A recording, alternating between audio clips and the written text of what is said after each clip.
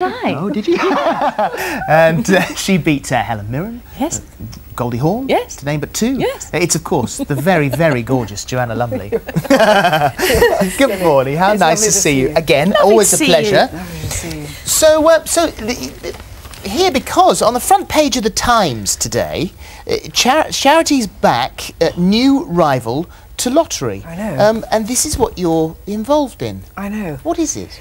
It's a new lottery, which is played on Monday, and it's called Monday, just to remind you. And you can play it online, or you can do it by post or by phone, but online is the way to do it. And every week there are going to be 5 charities from a list of 70, all of which we know, most of which we've either supported or know by name.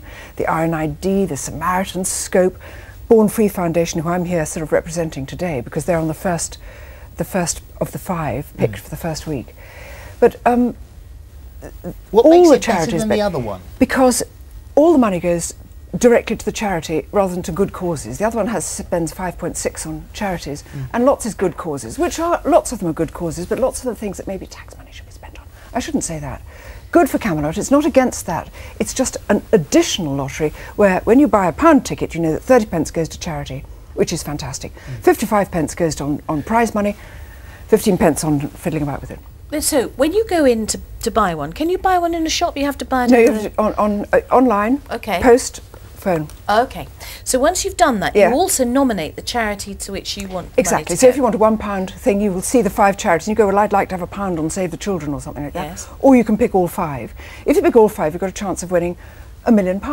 Now the prizes are lower than they are in the other lottery, but there are far more of them. You're 27 times as likely to win a prize on this lottery. And no rollover. And no rollover.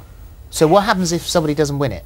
I think it goes to the next person who was closest. I guess so, Yeah. Philip. Yeah. I didn't ask them that. Well, I think that's what it is. So I just answered my own question. Yes. But it sounds like a good thing. It's a good thing, and the great thing is the charities are thrilled to bits with it, because at the moment the money they get given is ring-fenced. They say, you can have this money, but with it you've got to build a new science block or something like that. Here we say, you are the Samaritans, you know best of all what to do with the money, here's the money.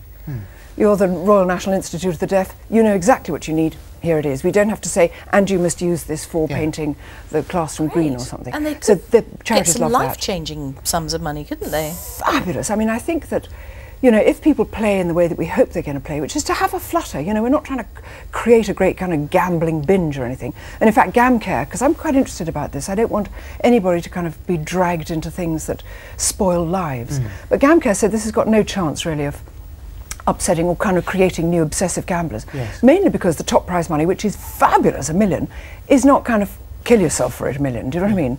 And the chances are you'll get 500,000, 25,000. Yes, very nice. It's interesting actually, because as you're here, of course, you know, when we looked at the front page of the Times, the 2 stories, and everybody, you know, that's the one that you're here to talk about, and then of course we've got her Madge, who's 80 tomorrow, and you've met her. Yes, I have. What did she say? Did she know? Or did she ask if you'd come far? Well, I was lucky enough to get an OBE, and so she has somebody who kind of, so that every person who steps up to get it, there's a wonderful, extremely handsome, the time I was there was an immensely handsome young officer from some guards regiment, and I noticed he just bowed and go into her ear just before you arrived, because she's got a room full of people, and she can't know or remember everything.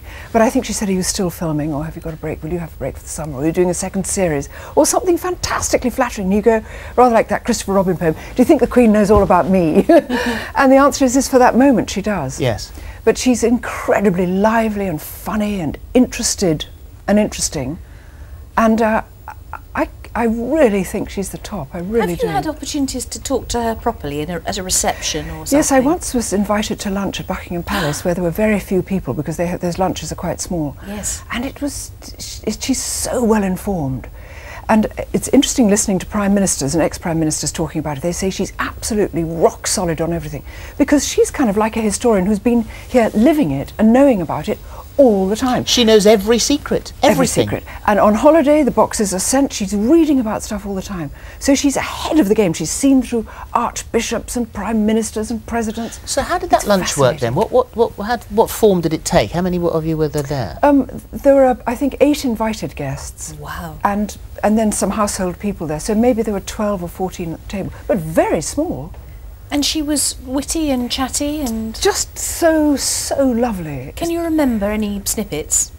Not really. I rather sort of, I can't remember what I was keen on, but it was something to do with, there was something to do with drugs at the time, and whether drugs should or shouldn't be made legal. That was one of the debates in the paper at the time. She was absolutely up to speed, and I said, you know, my personal opinion is that I think that drugs should be made legal, because then you don't get the prohibition thing, it doesn't all go underground. She was absolutely on the ball and said, no, but you'll find that some police are pro that, some commission, what are the drugs charities think? She was absolutely like that. Fantastic. So I was really thrilled. And did her entrance, was it heralded by the arrival of the corgis first? Rustle, rustle. And indeed, when we went into London, smally feet coming rustling along. That's but lovely. it's really them. It was just made to be like a grand, but a family home. You know what I mean? Lovely. How fascinating. Yes, it was thrilling. Listen, will you come back? Because we know that you've been working on another new series with Jennifer Saunders and Dawn Well, French. you rather flatter me. The truth is that Jennifer's written a brilliant new series called Jam in Jerusalem, which is just too funny for words, which is principally with Sue Johnson, Maggie Steed, and a raft of another cast, a separate cast. And into it, she has parachuted some of her old friends who've been allowed to. She's cast me as the oldest woman in the village. How old are you? Oh, about 117, I think. I'm called Delilah Stagg, and I'm very old. And so we just do tiny, you know, I'm on as a kind of guest spot. But the principal part of it is, and we've shot the pilot, which was shot last year, and then this summer they're going to shoot the bulk of it, and then it'll go out, I think, in the autumn. Well, but I'm would you really... come? What? Would you come back and talk to us about it? God, when I've done it, I'll put in my teeth again, because I always get teeth. Yes. Well, thank you for coming Thank in you so today. much. It's Thank you. always a huge pleasure. Yes, and lovely to and see good you. luck with Thanks. your Born Free Foundation. I hope you get lots of money for that Thank from you the very new much. charity. Thank you. Joanna. And it starts, I think, May the 8th. That's it. May the 8th. You can play Monday Lottery. Now,